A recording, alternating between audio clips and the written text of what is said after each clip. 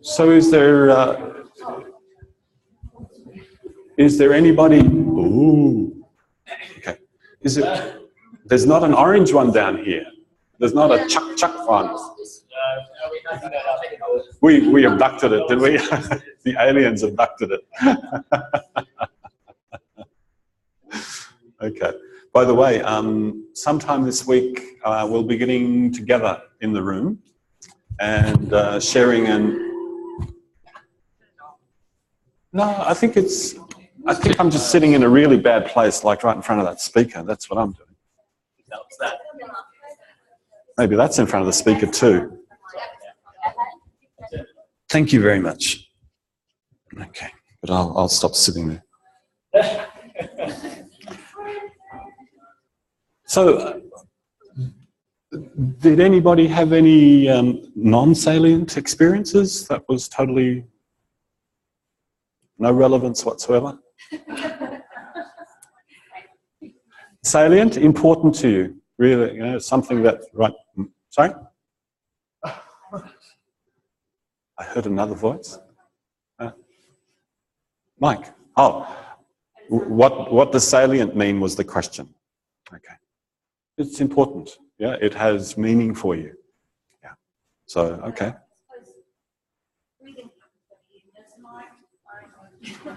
Breathing happens whether you notice it or not. Yes, that is a factual statement.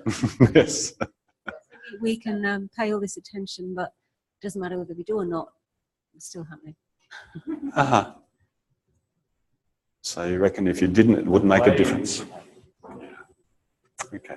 So it sounded like, did some of you, what would you subtract? What would you take away from that process?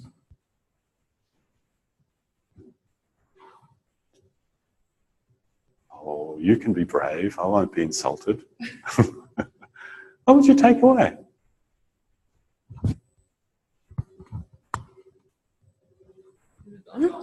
Is it on? Yeah. Yeah, I take away, I don't need to control my breath all the time. Ah, all right. Yep. Yep, you can just let it be. Yep. That different movements affect your breath. So you'd take away different movements? Yeah, it's different movement. Uh-huh. You move. Okay, so you would start to add little... Oh, what did I get rid of? Oh, that was an add-on then. Ah, that was an add-on. Ah, okay. All right, so that's okay. Just as long as I can track what you're meaning. Yep, so you could... so what would you take away? Was there something there that was non-essential? Oh, okay, so what would you add?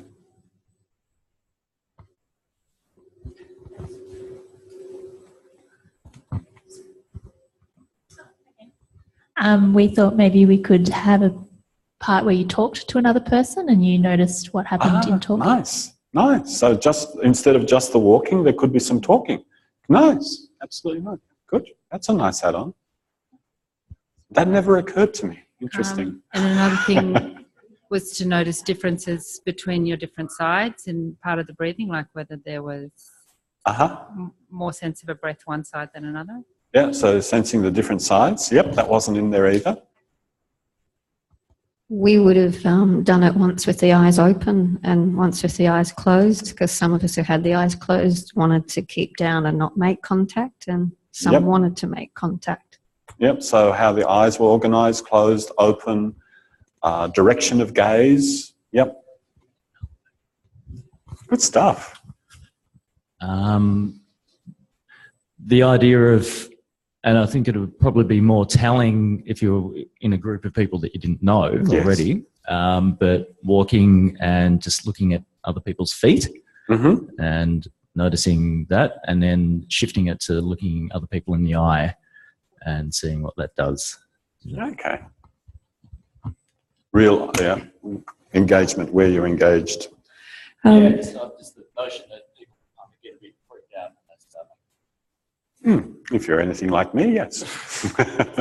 We had a little discussion about how different environments create different breathing for us, and perhaps have to do this in your imagination. But we were talking about, you know, when you're in the mountains and amongst the trees, or in, depending on what you sense, your smell, the smell of salad, and so perhaps with imagination, just creating different depth of breathing is quite interesting. The smell of rain was one, yeah. So, you know, given the circumstances we have here, the difference between lying on a hard floor and lying on a soft mat, yeah, or lying on the angle of the stairs, you know, I mean, that's what you're talking about, right? These are I think we were talking more about the associations. So associations, yes. But it's much more, obviously, if you're by the sea, there are the iron, different kind of quality of the air, and the trees are giving out oxygen, and if you're in a space like this, there's nothing taking our carbon dioxide and giving us back oxygen. Okay, so you'd have to choose your ATM venue very carefully. Well, no, but that's a consideration. Tasmania, it's quite easy, but that you would find that awareness coming, and all sorts of questions about cities and habitation. But I was going to say, what I would add is, I thought, for the contrast with the first movement, to go really, really, really, really slow and see what happens. Really, really, really. But maybe you did that anyway, no, just I by didn't. lying still. I just said walk, and you determined your own speed. Yes. So yeah, really, really, really slow. So yeah, good. Couple more, and then we'll go on. Just on because I was in the same group as Danielle, and yeah, we were talking about the mountains, and I kind of said, what would that maybe being in the mountains as opposed to being on a busy street like we're doing here may trigger another sort of mood, you know, like, so if you go to the mountains, you're all of a sudden relaxed, and then it changes your emotional state or how you are. So maybe your breathing becomes a bit different as opposed to, you know, if you're in the city lifestyle. Yeah. So how do you think, so given that I couldn't take you out of the city and do all that, how do you think I could have interacted with you that would have taken you into a different emotional states? Yeah, I could definitely yell at you and change my vocal register, call you nasty names or make jokes. Yeah, so can you see that as a presenter you can actually intentionally invite people into different emotional states by just the way the words you choose, the register of voice you use, the way you refer to them, etc., etc. That's it. You've got to let them know. Yeah, but can you see that that's possible? So yeah, you're identifying rich ground for lots of exploration. One more. It's a kind of fits into the emotional. I'm used to be an asthmatic as a child, and I just remember the wheezing and the breathing. And there was an ad years ago on TV about asthma awareness, and it was this wheezing sound. And every time I heard that sound, it was like my whole body going. Oh. So association. It was this immediate association with that wheezing sound on TV and myself, and I could feel myself going, oh, it's horrible. So anatomically, what happens when you wheeze? What happens?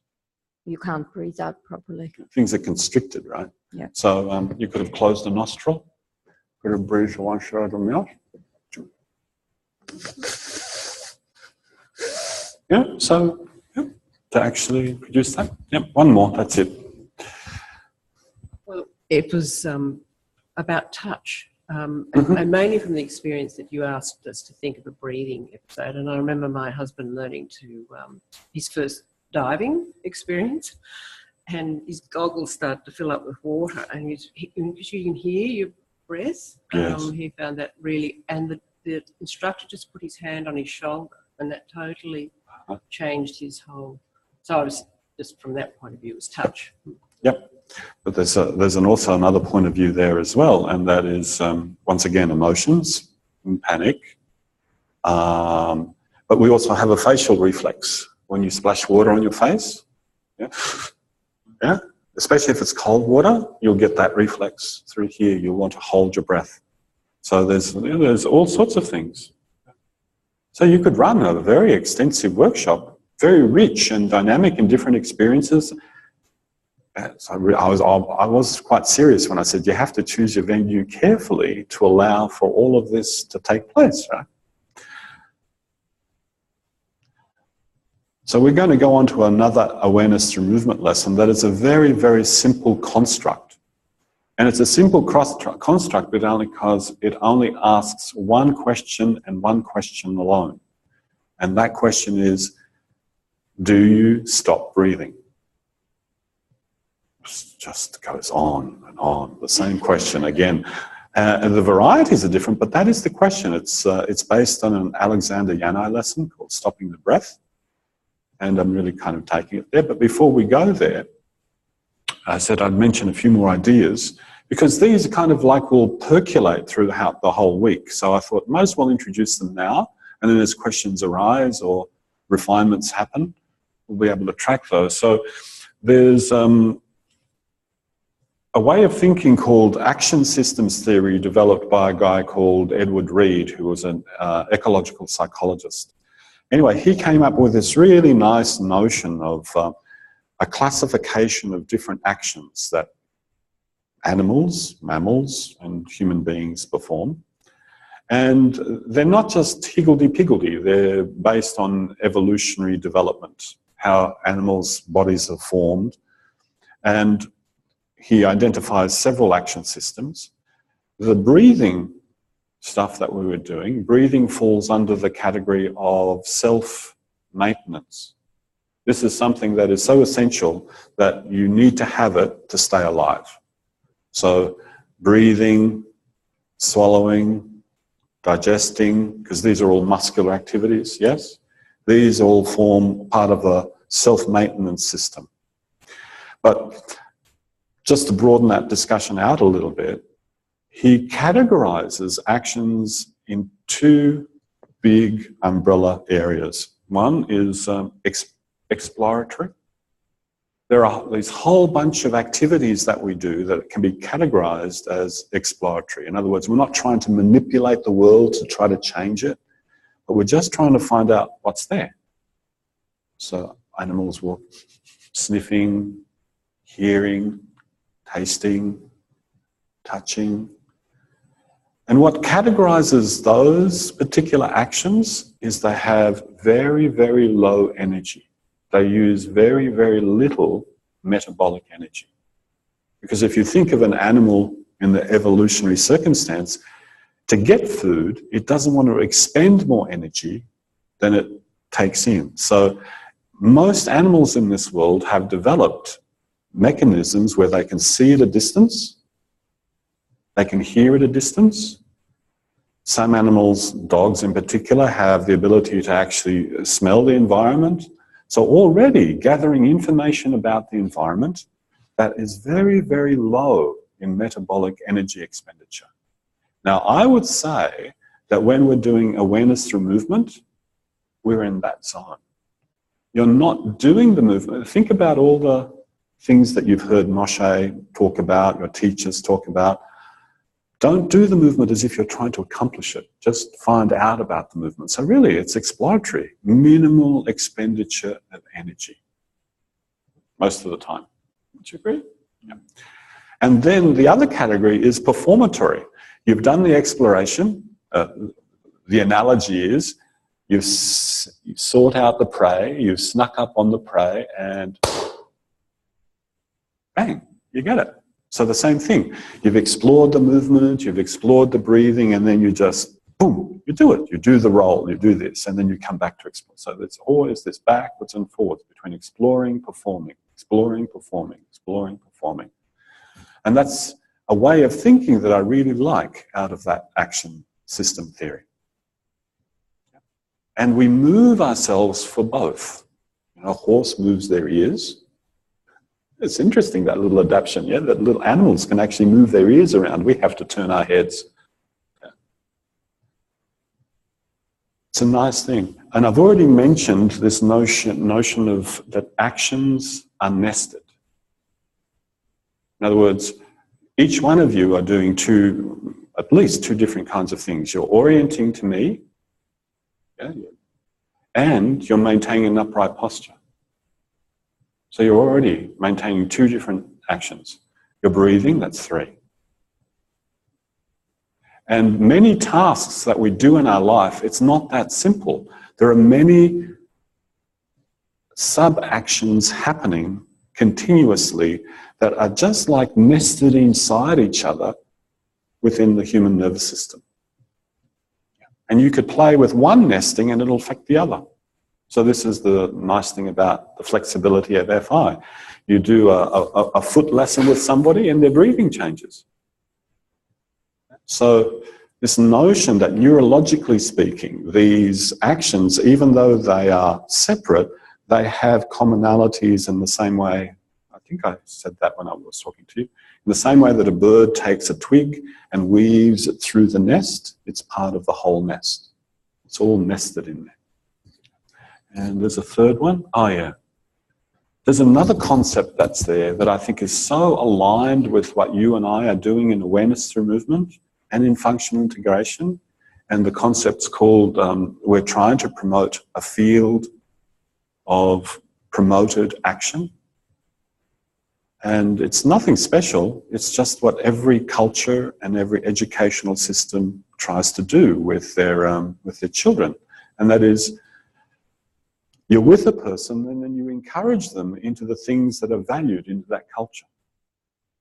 The example that he offers in the book, in his article, is how come infants in African cultures, in certain African cultures, actually walk a lot sooner than infants in the West? And that's because they have these instituted practices where they hold the children, they massage the children, long pullings through the joints, they carry them on their back. So you can see through the interaction of the parents and the children, a particular action is really promoted ahead of time of others. And this is what you're doing in awareness through movement lesson. As you invite someone into an awareness through movement lesson, you are literally creating a particular field that's going to promote a certain set of experiences to come out. In other words, you kind of build a nice scaffold for them that they can just kind of climb up on, and they get to another level of knowing themselves and of being able to do things. Does that make sense? And definitely in FI, right? Definitely. So this notion that we are really becoming more and more skilled in developing fields of promoted action, where certain things are learned, not taught, but learned. So this all comes from Edward Reed and the area of ecological psychology. So the field of promoted action that is being offered to you now in this lesson is, once again, to just simply notice how is your breathing affected when you go to do different things. Now, you're halfway through a Feldenkrais training program. It's going to be quite different. But I'll see what I can come up with to help you notice those things. Okay? Please find your place on the mat. And then after this, we'll go into a break.